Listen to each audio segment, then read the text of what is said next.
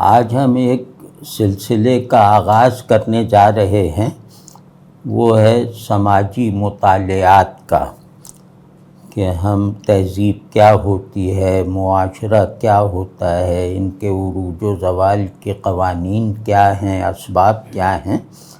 اس کو ہم بہت پھیلا کر تو نہیں دیکھ سکتے، اپنے حوالے سے دیکھنے کی کوشش کریں گے۔ تو اسی لیے آج گفتگو ہوگی ہمارے سماجی مسائل کے عنوان سے، اور اس میں بس یہ ہے کہ ہم جو ہیں وہ فرد، سماج اور ریاست تک محدود رہتے ہوئے پاکستانی سماج، اس کے عناصر ترکیبی اور اس کے مسائل پر بات کریں گے، تو تاکہ بہت زیادہ پھیل نہ جائے گفتگو۔ تو اس میں پہلی بات تو یہ کہ اجتماعیت کے، انسان ایک اجتماعی وجود بھی ہے، تو اجتماعیت کے، کلیکٹیویٹی کے مختلف دائرے ہیں، جیسے اپنے اپنے سائز کے مطابق، جیسے کلچر، معاشرہ، تہذیب، ریاست اور بین الاقوامیت۔ تو یہ جتنے بھی ادارے بن جائیں اجتماعیت کے، ان سب میں ایک بات مشترک ہوگی، ایک سرٹن کلیکٹیو آرڈر ہمیشہ ایک ایسے ورلڈ ویو کے تابع رہتا ہے، ہوتا ہے، اس سے جیسے وجود میں آتا ہے، جو نظریہ نہیں ہے، اس کی ساخت عقیدے جیسی ہے، وہ جیسے اجتماعی لاشعور کا مسلمہ ہے۔ تو یہ ورلڈ ویو جب متاثر ہونے لگے، اس کے ساتھ تہذیب اپنے تعلق کو نبھا نہ پائے، تو پھر یہ ورلڈ ویو اپنے زوال کی پہلی حالت میں نظریہ سا بن جاتا ہے۔ تو اس میں یہ جو ہے وہ آل ایکسکلوسیو بن جاتا ہے، یعنی ورلڈ ویو کی صورت میں یہ آل انکلوسیو ہے، اور نظریہ بن کر یہ آل ایکسکلوسیو ہو جاتا ہے۔ تو ہمارے ساتھ یہ سب مسائل درپیش ہیں۔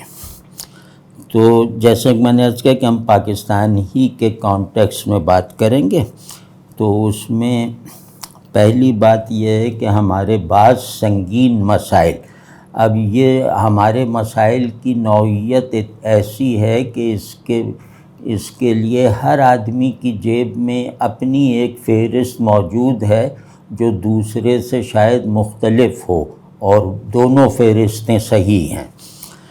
تو یہ جن سنگین سماجی مسائل کا، نفسیاتی مسائل کا ہم سامنا کر رہے ہیں، جو نہ ہمیں ہمارے معاشرے کے لیے بھی جیسے وہ منہدم کرنے والی قوتوں کی طرح ہیں، اور ہماری انفرادیت کی تعمیر میں بھی جیسے بہت بڑی رکاوٹ کی حیثیت رکھتی ہیں، یعنی کہ یہ ہمیں گویا اس طرف کھینچ رہی ہیں کہ ہم اپنی اجتماعیت اور انفرادیت کو جیسے اب بھول جائیں، اور اس کی تشکیل اور تعمیر وغیرہ کے کسی بھی جو ایک معیاری انسانی ڈھب ہے، اس کو ہم اختیار کرنے کے جیسے لائق نہیں رہ گئے ہیں۔ تو ان سنگین مسائل کا، یعنی جو بہت بنیادی اور سنگین پرابلمس ہیں، ان کا ایک بڑا سبب یہ ہے کہ ہم نے نظریے کی بنیاد پر معاشرے اور ریاست کو زبردستی آپس میں گڈمڈ کر لیا ہے۔ یہ ہمارے بہت سارے اجتماعی مسائل کی ایک وجہ ہے۔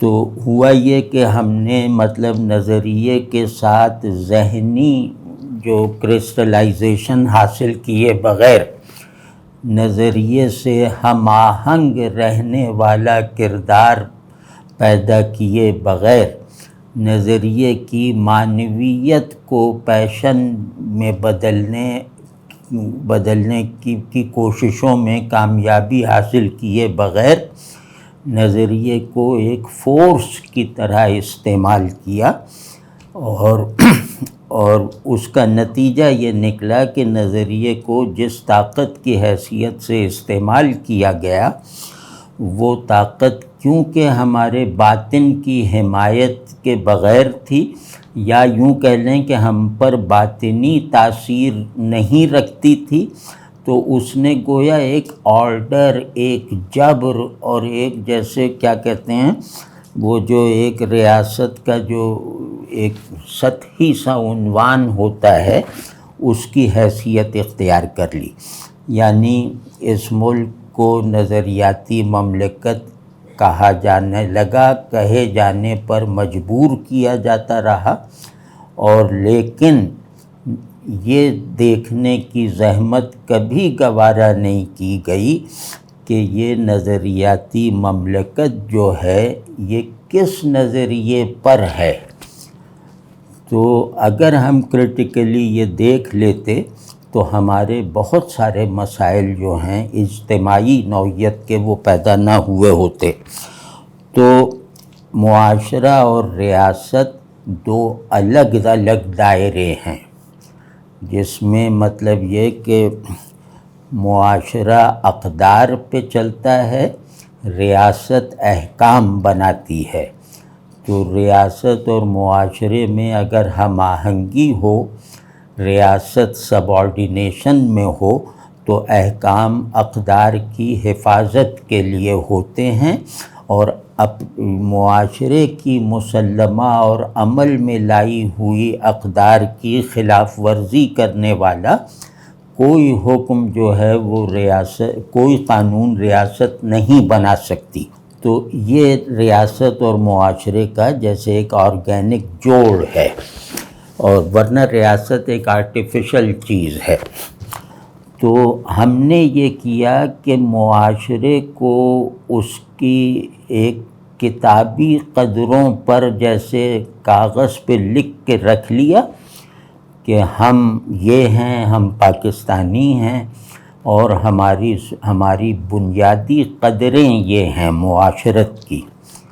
تو وہ قدریں جو ہے وہ نصاب میں بھی پڑھاتے رہے، مسجدوں میں بھی سناتے رہے، ہر تربیت گاہوں میں بھی اس سے جیسے یہ کان میں ڈالتے رہے۔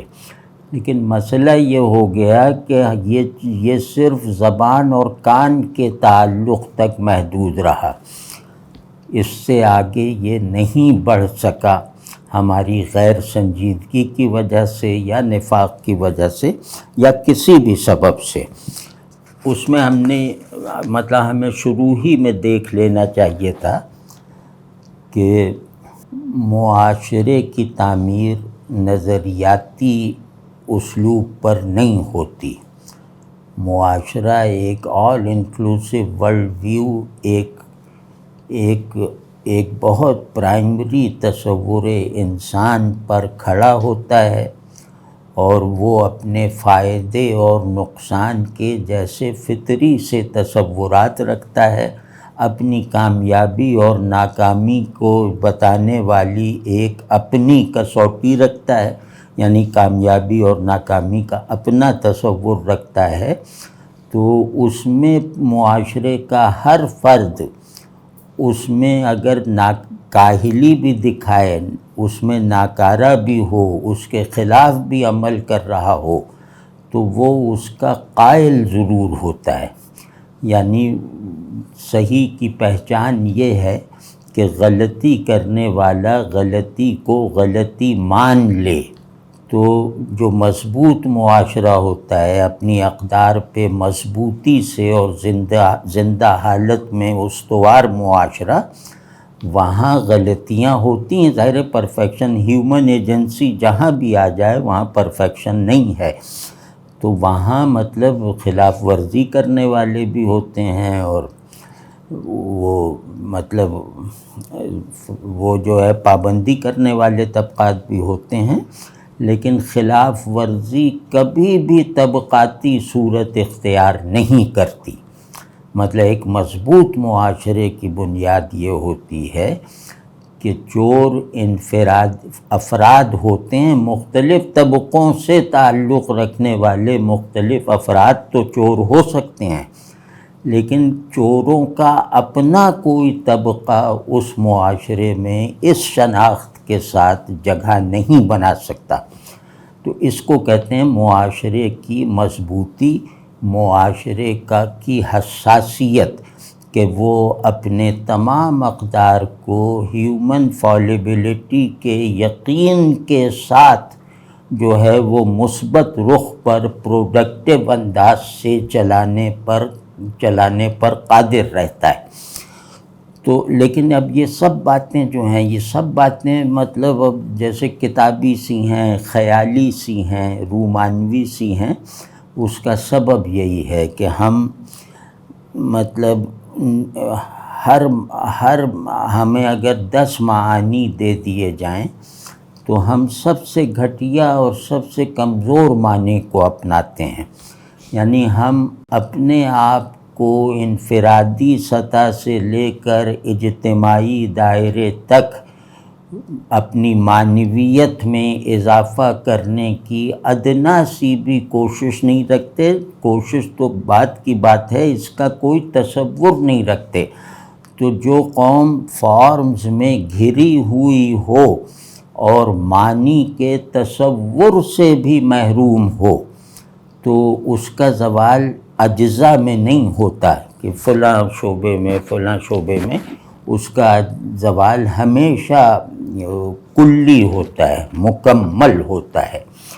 تو ہم اس نوبت کو پہنچ چکے ہیں ہمارے ذہن میں، جیسے اسپینگلر جو بہت بڑا تہذیب و تاریخ کے عالموں میں وہ سب سے بڑے 2-3 میں ہے اسپینگلر، وہ ڈکلائن آف دی ویسٹ والے جو ہیں۔ تو اس نے ایک عجیب بات کہی ہے، وہ یہ کہ جو کیا نام ہے تہذیبیں جو ہیں اور معاشرے جو ہیں ان میں ایک کمزوری ایسی ہوتی ہے جو انہیں سروائیو نہیں کرنے دیتی، یعنی اور کمزوریوں کے علاوہ، اور وہ جو ہے وہ ہے کہ a civilization in its winter، یعنی اپنی خزاں کے زمانے میں would see a disinclination for abstract thinking۔ یہ جملہ ہمارے یہاں پروفیسروں کو بھی سنا دیا جائے تو وہ اسپینگلر کا مذاق اڑانے کے سوا کچھ نہیں کریں گے۔ سویلائزیشن بہت بڑا لفظ ہے، ہم پر وہ بھی صادق آتا ہے، مسلم سویلائزیشن پہ بھی، لیکن بہرحال ہم اس کو سوسائٹی اگر کر لیں کہ society in its winter would see a disinclination for abstract thinking. معاشرہ یا فرد جب مرض الموت میں ہوتا ہے، یعنی کہ وہ مرض جو لاحق ہو جائے تو بس سب یہ انتظار کرنے لگتے ہیں موت کا، تو اس کی موت کے آثار میں ایک علامت یہ ہے کہ یہ ایبسٹریکٹ تھنکنگ کے قابل نہیں رہ جاتا۔ اس کا نظام تعلیم اس ضرورت کو پورا کرنے میں ناکام رہتا ہے، اس کے افراد، اس کے اہل دانش، دماغ سے کام لینے والے پالیسی میکرز، سب جو ہیں وہ ایبسٹریکٹ تھنکنگ سے جیسے خالی ہوتے ہیں۔ ایبسٹریکٹ تھنکنگ کی صلاحیت جو ہے وہ اس اجتماعی ذہن میں سے نکل جاتی ہے، اس کے تعلیمی نظام میں سے نکل جاتی ہے، اس کے موضوعات میں سے نکل جاتی ہے۔ اب جو ایبسٹریکٹ تھنکنگ ہم سمجھیں کہ معاشرے کا ایک کلیکٹیو مائنڈ ہے، وہ ایبسٹریکٹ تھنکنگ کرتا ہی اس لیے ہے کہ معاشرہ اسٹیٹک نہ ہو جائے، معاشرہ جیسے یکسانی کا شکار نہ ہو جائے، معاشرے میں اٹھان کی حرکت جاری رہے، یعنی کہ ہر صورتحال سے ٹرانسینڈ کرنے والا پیشن اور قوت اس میں برقرار رہے، یہ ایبسٹریکٹ تھنکنگ ہے۔ اور دوسرا یہ کہ جو معنی کو صورت پر ترجیح دیتا ہو، میننگ کو فارم پر فوقیت دیتا ہو، فارم کو میننگ تک پہنچنے کے لیے استعمال کرتا ہو، وہاں رک نہ جاتا ہو۔ تو اب آپ ہمارے یہاں دیکھ لیجئے کہ یہ سب کہاں ہے۔ تو خیر مطلب اب امراض گنوانے چلے ہو پرانے زمانے کے جو ماہرین ہیں ان سے، تو وہ تو بالکل ہی مایوسی ہو جائے گی۔ تو آج ہم جو ہیں اس میں جیسے گفتگو کو ذرا سا بالکل عام فہم رکھنے کی کوشش کرتے ہوئے، تاکہ اس میں ایک عمومی تاثیر اللہ کرے پیدا ہو جائے، تو وہ ہم کچھ مسائل کی نشاندہی کریں گے۔ ایک فہرست ہے جو بہت منتخب کی ہیں خرابیاں ہم نے، تو وہ دیکھ لیتے ہیں کہ وہ کیا ہے۔ لیکن اس سے پہلے جو ہے نا ایک بات میں کہہ دوں، وہ میں وہاں موقع پہ کہنا بھول گیا تھا۔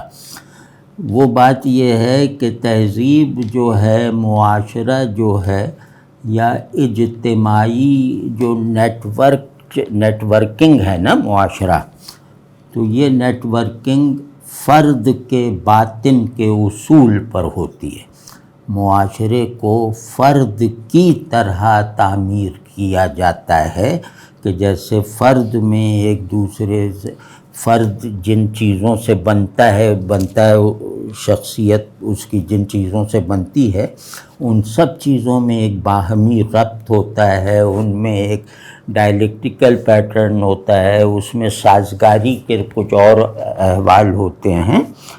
تو معاشرہ آدمی اپنے باطن کو جو ہے وہ ایکسٹیریئرائز کرنے کے لیے بناتا ہے، تو وہ ہم اس میں تو بہت ہی زیادہ ناکام ہیں۔ تو خیر اب اس میں جو ہے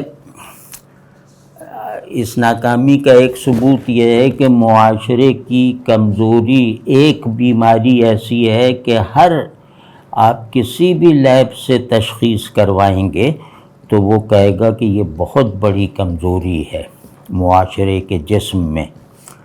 وہ ہے کہ جو معاشرہ ریاست پر انحصار کرنے لگے، وہ معاشرہ بننے کی بہت ساری خاصیتوں سے دستبردار ہو جاتا ہے۔ مطلب معاشرہ مساوات کے اصول پہ بنتا ہے، آزادی کی قدر پہ بنتا ہے، معاشرے میں جو ہے وہ تنوع اس کی روح ہے، یعنی یکسانی اس کی موت ہے۔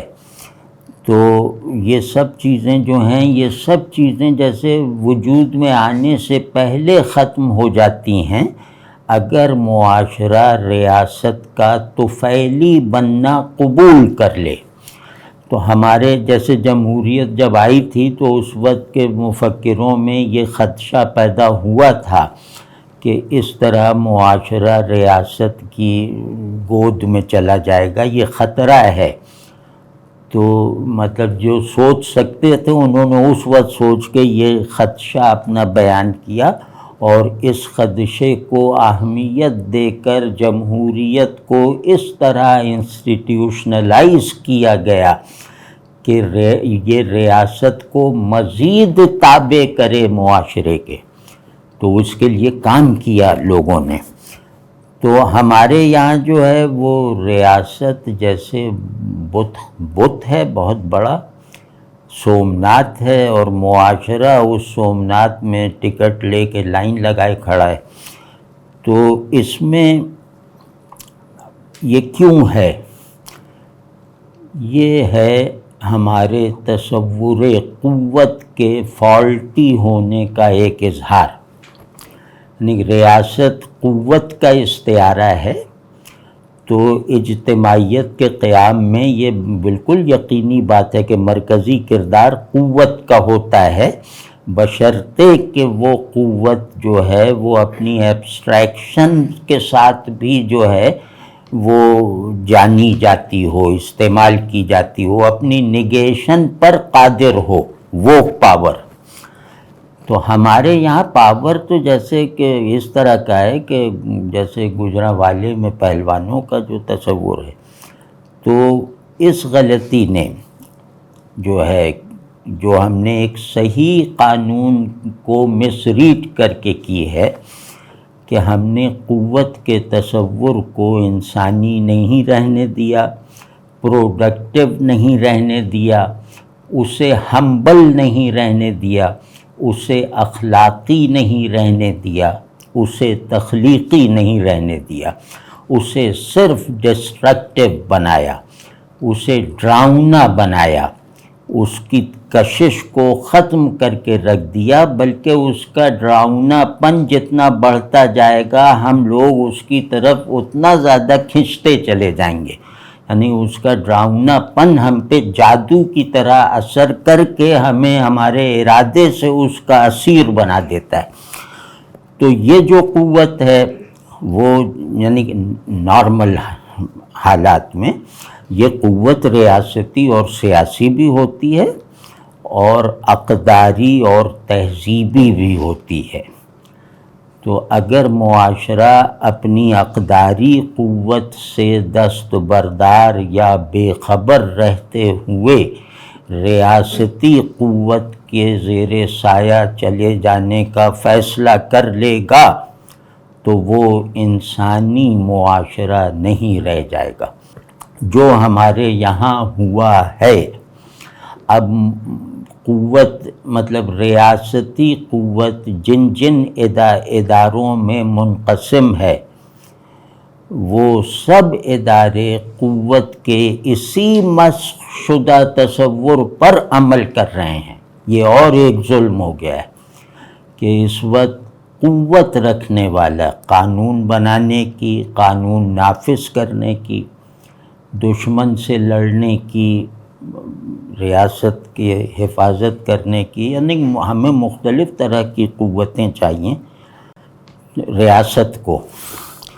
تو یہ ساری قوتیں اپنے آپ کو ڈسٹرکٹیو بنا چکی ہیں۔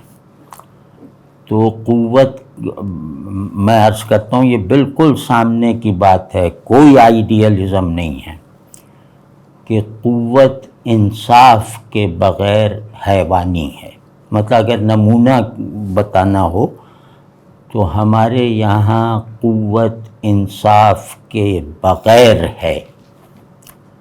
تو اب جہاں قوت انصاف کے بغیر ہو اور معاشرہ خود کو اس قوت کے سپرد کرنے پر جیسے راضی ہو جائے تو یہ تو بہت خوفناک صورتحال ہے، اور یہ ہمارے یہاں ہے۔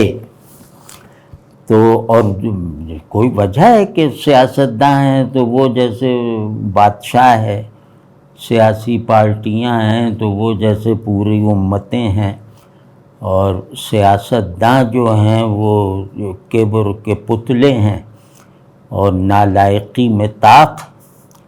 اور مطلب میں کیا عرض کروں کہ یہ وہ لوگ ہیں جنہیں دیکھ کر ہنسی آتی ہے۔ یہ ہمارے آنسو کیسے پوچھیں گے؟ ہم رو رہے ہیں، معاشرے کی یہ حالت ہے۔ تو سیاستدان ہمیں وہ ملے ہیں جنہیں دیکھ کر روتے ہوئے آدمی کو ہنسی آ جاتی ہے، تو ان سے وہ اپنے آنسو پچھوائے گا۔ تو خیر، تو اس میں ہمارے معاشرے میں جو ہے کمزوری کے زوال کے زیادہ تر اسباب وہ ریاست اور سیاست کے پیدا کردہ ہیں، زیادہ تر اسباب۔ لیکن ہم خود اس سے بری ذمہ اس لیے نہیں ہے کہ ریاست نے ہمیں بیمار ہونے کا راستہ دکھایا اور ہم پورا اپنا جمع جتہ لے کر خوشی سے نعرے لگاتے ہوئے اس راستے پر چل پڑے۔ تو ہمارا کردار یہ ہے۔ تو اب اس میں جیسے میں عرض کروں کہ وہ جس میں ریاست اور سیاست بہت بنیادی ذمہ داری ہے جس کی، ایک تو یہ کہ ہمارا سیاسی کلچر وہ انسانی نہیں ہے اور شروع سے انسانی نہیں ہے۔ مطلب وہ طاقت اور چالاکی پر کھڑا ہوا ہے، وہ جھوٹ پر جو ہے وہ قبولیت حاصل کرتا ہے اور کرپشن اس کی منزل ہے، خود کو فائدہ پہنچانا اس کی منزل ہے۔ تو کوئی سیاست اقتدار والا غریب ہی نہیں نظر آتا۔ اب یہ کوئی تک ہے کہ ہر سیاستدان جو پارٹی لیڈر ہے وہ امیر ہے؟ تو خیر، تو جو سیاستدان اپنے آپ سے آزاد نہ ہو، جو اپنی اغراض اور اپنے مستقبل وغیرہ کو انفرادی بنانے سے آزاد ہو، وہ سیاست کرے تو بات ہے۔ تو ہمارے یہاں سیاست چالاکی اور کیا نام ہے اس کو اور الیکشن جیتنے کا ہنر جاننے کی صلاحیت بن کے رہ گیا۔ ورنہ کوئی انسانی معاشرہ ہو سکتا ہے جہاں جمہوریت نافذ ہو اور الیکٹیبلز کو سب سے زیادہ اہمیت ہر پارٹی میں حاصل ہو؟ تو یہ حیوانی استبل ہے۔ تو اسی طرح یہ میں انشاءاللہ یہ پہلے ایک فہرست عرض کر دیتا ہوں، اس کے بعد اگلی نشستوں میں اس پہ ہم انشاءاللہ بات کریں گے۔ تو دوسرے یہ کہ اچھا، سیاستدان جو ہوتا ہے، سیاست کہتے ہیں اجتماعی نفسیات، اجتماعی اقدار، بلکہ معاشرے کے باطن کی گہرائیوں تک پہنچ رکھنے والا آدمی، جو اس معاشرے کی حفاظت بلکہ اس کو مزید پروڈکٹیو رکھنے کی ذمہ داری لے کر حکومت میں آتا ہے۔ تو کون سیاستدان ہیں جو کچھ پڑھے لکھے لوگوں میں بیٹھ سکے؟ کون سیاستدان ہیں جو کسی فلسفیوں کی مجلس میں چلو سن ہی سکے وہ باتیں بغیر اونگھے ہوئے؟ تو کون سیاستدان ہیں جو کسی بھی ہیومن جو میننگ فل اور میننگ جنریٹر جو ایکٹیویٹی ہوتی ہے اس میں 5 منٹ بولنے کے لائق بھی ہو؟ ہم نے سیاستدان بہت بڑا سماجی مفکر ہوتا ہے، وہ معالج ہوتا ہے، تو وہ معاشرے کو اہل معاشرہ سے زیادہ اچھی طرح سمجھتا ہے، جیسے لوگ ہوئے ہیں ایسے تو یہ ہماری اوپر مسلط ہیں اور انہوں نے ہمیں بے آسرا پن میں ڈال دیا ہے۔ یعنی ریاست جو ہے وہ ایک حفاظت کا احساس دلاتی ہے، تو تحفظ کا احساس ریاست پاکستان سے اب پاکستانی معاشرے کو نہیں رہ گیا ہے۔ گو کہ خود معاشرہ اس کا مستحق ہے، لیکن عملی صورتحال یہ ہے۔ پھر یہ کہ صرف سیاستدان ہی نہیں، ادارے چلانے کی صلاحیت کا تقریباً فقدان ہو چکا ہے ہمارے یہاں۔ برین ڈرین اتنی تیزی سے ہوا ہے کہ ہماری اب جو رہ گئے ہیں وہ زیادہ تر نالائق لوگ ہی رہ گئے ہیں۔ تو جو کچھ کر سکتے تھے، جو کچھ سمجھ سکتے تھے، وہ چلے گئے۔ تو اب ادارے جو لوگ ادارے چلا رہے ہیں، یعنی سربراہ سے لے کر کارکن کی سطح تک، وہ صلاحیت ہی نہیں رکھتے کوئی ادارہ چلانے کی۔ یہ ہمارا بہت بڑا مسئلہ ہے۔ اسی طرح نہ صرف ریاستی ادارے نااہلوں اور بے انصافوں کی گرفت میں ہیں، اسی طرح معاشرہ بھی نااہلی کے وائرس میں مبتلا ہے، اور ویکسین اگر اس کو دی جائے تو کبھی استعمال نہیں کرے گا۔ اگر اسے معلوم ہو جائے ہمارے معاشرے کو کہ ہماری نااہلی ختم ہو جائے گی یہ دوا پی کے، تو اکثریت پھینک دے گی وہ شیشی۔ یہ معاشرے کا حال ہے۔ تو پھر یہ کہ نااہلوں کا جو سب سے بڑی پناہ گاہ ہوتی ہے، وہ ایک خاص طرح کا مریضانہ رومانٹسزم ہوتا ہے، یعنی مفلسوں کا تصور میں امیر بن جانا۔ تو ایک رومانویت کا طلسم اس قوم پہ مسلط رکھا گیا ہے قیام پاکستان سے، جو ٹوٹنے ہی میں نہیں آ رہا۔ اور سب لوگ جو ہیں وہ جیسے سب فقیر بادشاہ بنے پھر رہے ہیں، تو اس کا نقصان یہ ہوا کہ ہم اپنے مسائل کی طرف سے بالکل بے حس اور بے خبر رہ گئے نا۔ تو وہ ایک رومانویت کے پاکستان کا مطلب یہ، اور ہم دنیا کا مرکز اور فلاں ہر چیز میں سب سے آگے تو ہم ہی ہوا کرتے تھے، پہلوان بھی ہم سب سے بڑے، کھلاڑی بھی سب سے بڑے، فوجی بھی سب سے بڑے۔ تو وہ بھی مطلب جس زمانے میں یہ سب مانا جاتا تھا، چلو اس کے کچھ شواہد مل جاتے تھے۔ اب تو مطلب کچھ نہیں، ضد کیے بیٹھے ہیں کہ ہم بھی ہیں۔ تو اس کے بعد یہ تو سیاسی تعلق سے کچھ خرابیاں ہیں۔ اس معاشرے کا شاید سب سے قاتل مسئلہ، یعنی جس میں موت یقینی ہوتی ہے، وہ ہے غیر متوازن، بے روح اور انسان دشمن مذہبیت، یعنی مذہبی جذبات مذہب ہی کے گلے پر چھری پھیر رہے ہیں، اس طرح کی مذہبیت۔ تو اس نے جو ہے وہ اب حیوانیت ایک تقدس اختیار کر جائے، سنگ دلی اللہ کی منشا بن کے رہ جائے جن لوگوں کی نظر میں، اور صفاکی جو ہے وہ قلب کی نرمی کے امکان کو بھی ختم کر دے، اور جو ڈاکو بننے میں ناکام رہا ہے وہ فلاں لشکر میں جا کے مجاہد بن جائے، جیسا قتل کرنے کا جس کی نفسیات قاتلوں والی ہے وہ جا کے جہاد شروع کر دے، اور پھر کچھ نہ ملے یا باہر کا دشمن تو ظاہر ہے ہم سے طاقتور ہے، تو اندر ہی دشمن بنا بنا کے مارے چلے جا رہے ہیں۔ تو اس نے مطلب اگر ہمارے اندر جو غیر انسانی پن پیدا ہو چکا ہے، اس کی اجازت ہم مذہب سے لے کر دکھائیں گے تو ہم کبھی نہیں ٹھیک ہو سکیں گے۔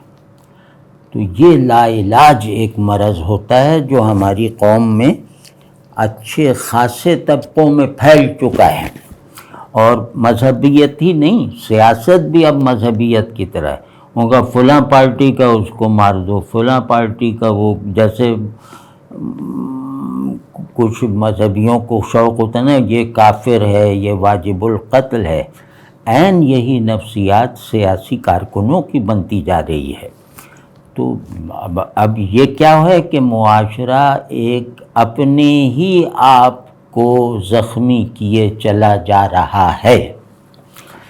پھر ذہنی طور پہ، یعنی ذہن اور قلب اور ارادہ اگر یہ بڑے مقاصد کی طرف اپنی اجتماعی قوت کے ساتھ جو ہے وہ متوجہ نہ ہو، یکسو نہ رہے، تو معاشرہ اگلا لمحہ اپنی پچھلی اچھی حالت کو اگلے لمحے تک نہیں لے جا سکتا۔ تو اس کے لیے ذہن چاہیے، ذہن جو چیزوں میں معنی دریافت کرے، قلب جو اپنے قابل فخر مقصد کو پیشن فراہم کرے تاکہ ہم دشواریوں کو ہمبل آدمیوں کی طرح جھیل سکیں، اور مضبوط ارادہ چاہیے کہ ظاہر ہے کہ جو بات پھر سامنے آئے اس کو عمل میں بھی لا کے دکھا دیں۔ تو آئیڈیا میکنگ، پیشن میکنگ اور آئیڈیا کی ایکچولائزیشن، یہ عمل معاشرے میں اچھے معاشرے میں خود بخود چلتا رہتا ہے۔ تو وہ سب ہمارے یہاں ہے ہی نہیں، نہ کوئی کریٹیو تھنکنگ ہے، نہ کوئی تحقیقی فکر ہے، نہ کوئی علمی رویہ ہے۔ مطلب یونیورسٹیوں سے آپ 70 برس کے پی ایچ ڈی مقالات نکلوا لیجئے۔ اب پی ایچ ڈی کا مطلب ہوتا ہے کہ یہ پوٹینشیلی پروفیسر ہے۔ تو پی ایچ ڈی کے مقالے ذرا دیکھ لیجئے ہر ڈسپلن میں، ہر موضوع پر، تو آپ کو پتہ چل جائے گا کیا صورتحال ہے۔ تو مطلب دماغ میں کریٹیکل تھنکنگ، کریٹیو تھنکنگ یہ اگر نہیں ہے تو وہ کسی بھی لاجک پر چلنے کی صلاحیت سے محروم رہتا ہے. یعنی لاجیکل بننے کے لیے بیانڈ لاجک جانے والا ذہن زیادہ کامیاب ہوتا ہے. لاجک کا قیدی دماغ ہمیشہ معمولی ہوتا ہے. ہمارے پاس تو خیر کوئی لاجک واجک نہیں، ہمارے پاس تو فیصلے ہیں، ان پہ ہم بس ڈٹے رہتے ہیں. تو اسی طرح ہمارا ایک بہت بڑا مرض ہے معمولی پن، یعنی ذہنی طور پہ بھی بالکل پسماندہ اور اخلاقی طور پر بھی گراوٹ میں مبتلا. جس کا دماغ اچھا نہ ہو اس کے اخلاق اچھے نہیں ہوتے. یعنی اجتماعی معنی میں کہہ رہا ہوں. اچھا دماغ اخلاق کو بامانی اور پرکشش بنائے رکھتا ہے. تو جس قوم کا اجتماعی ذہن ہی پسماندگی میں مبتلا ہو تو اس کا اجتماعی اخلاقی نظام کس نوبت کو پہنچا ہوا ہوگا، یہ دیکھنا ہو تو پاکستان میں ذرا ادھر ادھر جہاں چاہے جا کے دیکھ لیجیے. اسی طرح وہ جیسے میں نے عرض کیا کہ ہمیں ایک رومانویت میں مبتلا کیا ہے. رومانویت بھی LSD والی، کہ وہ نشے میں ایک جو ہوتا ہے نا خواب وغیرہ ٹرانس میں، تو اور وہ نشہ ہم ٹوٹنے ہی نہیں دیتے. وہ پتہ نہیں ہمیں کون دیے جا رہا ہے. LSD کی ایسی اس ملک میں اگر کسی چیز کی فراوانی ہے تو وہ LSD کی ہے. یعنی یہ علامت ہے بھائی. تو احساس کمتری ہمارا قومی مرض ہے جو باہر جا کے ایک دم واضح ہو جاتا ہے. ذرا انگلینڈ وغیرہ میں جا کے دیکھیں تو. لیکن احساس کمتری بھی ہمارا اپنی ہی نوعیت کا ہے. وہ بھی کوئی قاعدے قانون کا پابند نہیں ہے کہ جس پہ کچھ کہہ سکیں کہ بھئی یہ ہے یہ ہے. یہ احساس کمتری ایسا ہے کہ ہم کشکول لیے پھر رہے ہیں اور اس کو اپنا ہتھیار سمجھ رکھا ہے کہ یہ کشکول دیکھا نہیں مضبوط کتنا ہے، اگر مار دیا تو سر 2 ٹکڑے ہو جائے گا. ہم اس طرح کے بنتے جا رہے ہیں. اور پھر عام چیزیں ہیں جیسے جو سبھی جانتے ہیں جن کا تجزیہ کرنا نہیں، وہ واقعے کی شکل میں ہیں کہ کمزور معیشت کی کمزوری آدمی کی اجتماعی زندگی میں سب سے بڑی بیماریوں میں سے ایک ہے اور اس کی ذمہ دار ظاہر ریاست ہے. پھر سماجی وحدت کی کمی. ہم نے بہت غلط تصورات باندھ رکھے ہیں، خلاف مذہب تصورات باندھ رکھے ہیں کہ وحدت نظریاتی ہوتی ہے. بالکل نہیں، وحدت نظریاتی نہیں ہوتی، وحدت نفسیاتی، سماجی اور قلبی ہوتی ہے. تو اس میں کیونکہ یہ دنیا میں کوئی ایسی سوسائٹی موجود ہے نہ ممکن ہے جہاں نظریات متصادم نظریات کو ماننے والے لوگ اس سوسائٹی کے رکن کی حیثیت سے موجود نہ ہوں. تو اگر نظریاتی وحدت ہوتی تو وہ مار دو سب کو جو ہیں، یہی ہو رہا ہے نا. تو وحدت انسانی، الانسان، آئیڈیا آف مین کی روشنی میں انسان ہونے کی بنیاد پر آپس میں ایک رہنا، اور وہ اکائی سماجی کہلاتی کہ سماجی اکائی ہے. اس اکائی کی تعمیر میں یہ ماننے والا بھی شریک ہے اور یہ نہ ماننے والا بھی شامل ہے. تو جب تک یہاں تک ہم نہیں پہنچتے تو یہ وہ صورتحال ہے کہ ہمیں پھر انسانی معاشرہ کہلوانے میں دقت پیش آئے گی. پھر اب نام کیا لیں، انصاف سے ہر شخص مایوس ہے. یہ وہ ملک ہے، یہ وہ ریاست ہے جہاں انصاف سے نا امیدی ہے. کہیں پکڑا جاؤں تو مجھے تو اصل ڈر یہی لگتا ہے کہ چلو غلط پکڑے جانے میں اتنا ڈر نہیں ہے کہ کوئی پکڑ لے جائے کسی الزام میں. تو وہ اس وقت بھی ایک اطمینان رہتا ہے کہ کل عدالت میں پیش ہوں گے تو بری ہو جائیں گے، انصاف مل جائے گا۔ ایسا نہیں ہے۔ یہ لوگ ایک الزام لگا کے مجھے پکڑ لے گئے، عدالت 3 الزام کا اور اضافہ کر کے سزا میں اور اضافہ کر دے گی۔ تو انصاف کسی بھی مقتدر ادارے میں ناپید ہے۔ اب آپ خود سوچ لیں کہ انصاف ریڑھ کی ہڈی ہے سروائیول کی، ہیومن کلیکٹیو آرڈر کا سروائیول اگر کسی ایک چیز پر مبنی ہے تو وہ انصاف ہے۔ وہ ہمارے یہاں اس کا فقدان یہاں تک ہو گیا ہے کہ اب خاندانوں میں آ چکا ہے، یعنی اب اولاد میں بھی تفریق ہونے لگی ہے۔ اب وہ غریب بیٹا ہے تو وہ کم، اس کا حق جیسے مجھ پہ کم رہ گیا ہے، امیر بیٹا ہے وہ اس کا ہر حق جو وہ حق مجھ سے طلب کرے میں حاضر ہوں۔ تو باپ جس معاشرے میں ایسے ہو جائیں تو اب یہ صورتحال بہت زیادہ، اور پھر ہم میں انصاف کی کمی ہے، فقدان ہے۔ یعنی ہم اگر انصاف کر سکیں، ہم اگر منصف مزاج ہوں تو اس معاشرے کے 99% امراض کا علاج ہو جائے گا، اگر اس کی اکثریت انصاف کی باطنی قدر پر، اخلاقی قدر پر قائم ہو جائے۔ تو کہیں بھی نہیں ہے۔ بدترین نظام تعلیم، اتنا برا نظام تعلیم شاید ہی کہیں ہو سکتا ہے افغانستان وغیرہ میں ہو، یا آپ یقین سے نہیں کر سکتے۔ تو انتہائی برا نظام تعلیم جس میں علم نہیں سکھایا جاتا، نوکری کو اور ترقی وغیرہ کو مقصود بنا کر مارکیٹ کے لیے دستیاب کارکنوں کی فراہمی کی جاتی ہے۔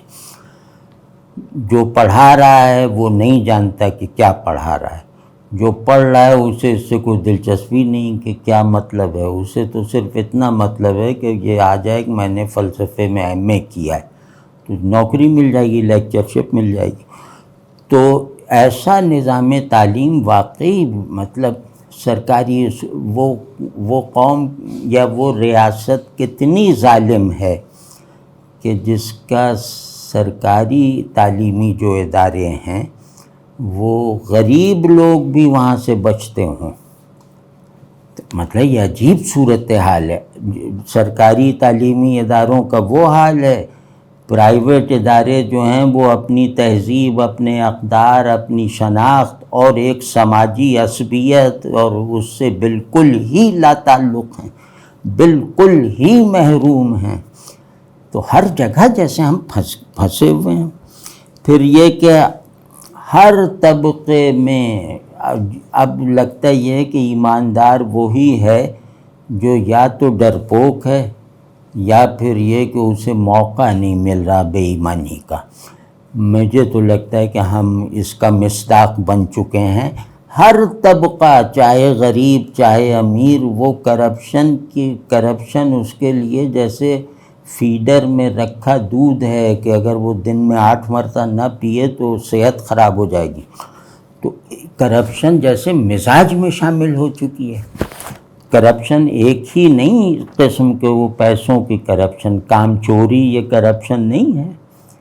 اور اپنے گہرے مطالبات کو نظر انداز کر کے اپنے گھٹیا مفادات کے لیے ہی ہر وقت سرگرم رہنا، یہ کرپشن نہیں ہے۔ تو سب کرپشن، لیکن ہم لوگوں کی کرپشن بھی وہی ہے بنیوں والی کہ پیسہ آ جائے، زمین آ جائے، فلاں آ جائے، ڈھما جائے۔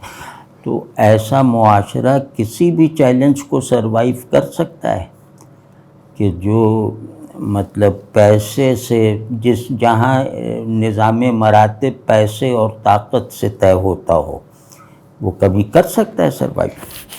تو خیر، پھر یہ جیسے اپنی اقدار سے بیزاری، لا تعلقی، بے خبری، سب زبان کتنوں کو آتی ہے؟ کوئی بھی زبان، پنجابی ہے وہ پنجابی چھوڑے چلے جا رہے ہیں، اردو والے کچھ یونیورسٹی میں چلے جاتے ہیں تو وہ اردو چھوڑ دیتے ہیں۔ تو بس چلتا جا رہا ہے. تو بھائی یہ اب بہت لمبا ہے تو ایسے ہی پڑھ دیتا ہوں. تو وہ انسان دشمنی، ہمارے یہاں انسان دشمنی یہ ایک بہت بنیادی نفسیاتی عارضہ بن چکا ہے. وہ مذہبیوں تک، مذہبی نہیں صرف، غیر مذہبی بھی انسان دشمن ہیں. یعنی ہمارے یہاں دوسروں کو نقصان پہنچا سکنے کی طاقت رکھنے والا ہر شخص وہ انسان دشمن ہے. اب یہ بہت بڑی، اور پھر یہ کہ معاشرے کی زینت تنوع سے ہوتی ہے. سب میری طرح داڑھی اور ٹوپی لے کے پھرنے لگیں تو میں ہی گھبرا جاؤں گا، سمجھ رہے ہیں نا. تو وہ تنوع کے ہم دشمن ہیں. اور وہ جو معاشرہ تنوع کا دشمن ہو، یا اس معاشرے میں موجود سب سے بیسک قوتیں وہ ڈائیورسٹی کے کیا ہوتا ہے، تنوع کی دشمن بن جائیں اور اسے نظریاتی رنگ دے دیں یا نسلی رنگ دے دیں، تو وہ تو گیا نا وہ معاشرہ. وہ اس نے گویا اپنی روح خودکشی کر لی نا. تنوع کے بغیر اجتماعیت کا کوئی تصور ممکن ہی نہیں ہے. اور پھر جیسے ہم نے عصبیت کو، یعنی اپنے اقدار کے سلسلے میں جو حساسیت اور عصبیت درکار ہے، اس کو داخلی تعصبات میں بدل دیا ہے. یعنی جو صلاحیت ہمیں ملی تھی اپنے اقدار کے تحفظ کے لیے، وہ صلاحیت ہم نے اپنے اندر موجود تنوع کو ختم کرنے میں صرف کر دی ہے. اور تعصب کو، یعنی عصبیت اور تعصب میں فرق ہے. تو تعصب یعنی جو دوسرے سے نفرت پر آمادہ کرے، اس کو جیسے بہت زیادہ آدمی کی عظمت کا نشان بنا دیا گیا ہے کہ یہ بڑا صاحب حمیت اور فلاں اور مجاہد اور یہ اور وہ. تو سب چیزوں کو ہم نے جیسے بالکل ہی کرپٹ کر کے رکھ دیا ہے. اور اب اس میں جو ہے، یہ تو یہ چند تھے. اب اگلی مرتبہ جو ہے وہ اللہ نے موقع دیا تو میں چاہتا ہوں کہ میں کچھ افراد کو جن مسائل کی طرف ہر فرد کو توجہ دینی چاہیے، اپنے اندر جھانکتے ہوئے، اپنے رویوں اور اعمال کو دیکھتے ہوئے، پھر ان پہ اس طرح بات کریں گے کہ کوئی حل بھی سجھائی دے. یعنی کوئی بات ایسی ضرور ساتھ ساتھ کرتے جائیں کہ بھئی یہ مرض تو ہے، اب اس کا علاج ایسا نہیں کہ ناقابل علاج ہے، اس کا علاج یہ ہے. کیونکہ اجتماعی خرابیوں کو دور کرنے کا نسخہ نہیں لکھا جاتا، وہ کلینک میں ٹھیک نہیں ہوتی، وہ سسٹم بدلے گا. کلچر، وہ کیا نام ہے، سوسائٹی اینڈ سسٹم ایک بڑا موضوع ہے، آپ لوگ دیکھیے گا. تو ہم وہ سسٹم کی خرابیاں میں اور آپ نہیں دور کر سکتے، تو وہ تو اب دیکھنا ہے. لیکن یہ کہ جو ہم میں اپنے اپنے طور پر جو خرابیاں ہیں، وہ ہم اپنے اپنے صحیح ہونے کی خواہش پیدا کر کے دور کر سکتے ہیں. جیسے کلاسیکی نفسیات والوں میں ایک اصول معروف تھا، نفسیات والوں میں بھی اور ویسے معالجوں میں بھی، کہ جس مرض، یعنی جس ذہنی مرض یا جسمانی مرض، نفسیاتی یا جسمانی مرض کا سبب معلوم ہو جائے تو اس کا علاج آسان ہو جاتا ہے اور اکثر دوا کی ضرورت نہیں پڑتی، یہ نفسیاتی دواؤں کی. تو وہ اس اصول پہ یا اس اصول سے مدد لیتے ہوئے، اس پر اعتبار کرتے ہوئے ہم کوشش کریں گے کہ ہم اپنے مرض جس نے ہمیں لپیٹ میں لے رکھا ہے بطور فرد کے، تو اس کا سبب جان لیں تو اس کے صحیح ہونے کے راستے پر جیسے سرگرم تو ہو جائیں گے نا. کسی معالج کے پاس جائیں یا پرہیز کریں. جیسے پرانے حکیموں کا وہ مقولہ تھا کہ پرہیز علاج سے بہتر ہے. اس کا مطلب کیا ہوا کہ اپنے مرض کے پورے کانٹیکسٹ اور سبب کو سمجھ لو اور وہ دیکھ لو کہ جس سے نقصان ہوا ہے وہ نہیں استعمال کرنا، جو اس سے فائدہ ہوتا ہے وہیں تک محدود رہنا ہے. تو واقعی میں نے اپنے بڑوں کو، اپنے والد صاحب کو اور لوگوں کو دیکھا کہ ان لوگوں نے شاید ہی کبھی کوئی دوا کھائی ہو 88 برس کی عمر تک، 90 برس کی عمر تک. تو یہ بھی اسی تصور سے پیدا ہوا ہے کہ ریئلائزیشن ہو جائے اگر مجھے تو یہ مرض کا آدھا علاج بہرحال ہے. تو انشاءاللہ اب اگلی مرتبہ یہ کوشش کریں گے. لیکن یہ چیز جو ہے قسطوں میں ہم نہیں کر رہے. آج جیسے آج کا موضوع آج ختم کیا، اب اگلا موضوع الگ عنوان سے کریں گے انشاءاللہ.